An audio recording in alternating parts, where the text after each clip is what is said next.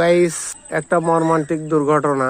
এই লিচু ঠেকানোর জন্য যে নেট ব্যবহার করা হয়, এই নেটে বিভিন্ন পাখি, বাদুড় এগুলা বসার কারণে লিচু আর খেতে পারে না, এদের জালে আটকে যায়।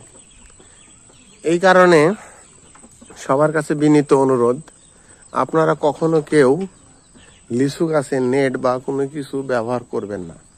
যদি করে থাকেন তাহলে অবশ্যই সেই পাখি বাঁধলে বা বাদুড় বাঁধলে তাদেরকে ছুড়িয়ে দিবেন। এটা নৈতিক দায়িত্ব। একটা পাখি বেঁধে গেছে, হয়তো তার বাচ্চা আছে, সেই বাচ্চাটা এই মা যতক্ষণ না যেতে পারবে ততক্ষণ পর্যন্ত সে না খেয়ে মারা যাবে।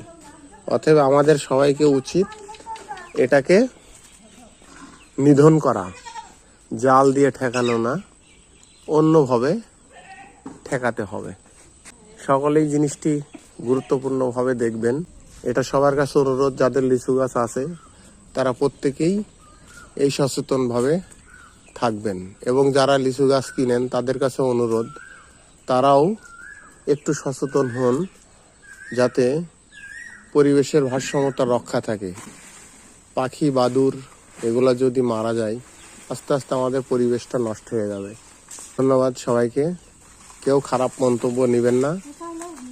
এই জিনিসটাকে সরানো হয়েছে, এখন আর এটা এখানে থাকবে না। নেটটা আপনারা কেউ নেট ব্যবহার করবেন না ইনশাআল্লাহ।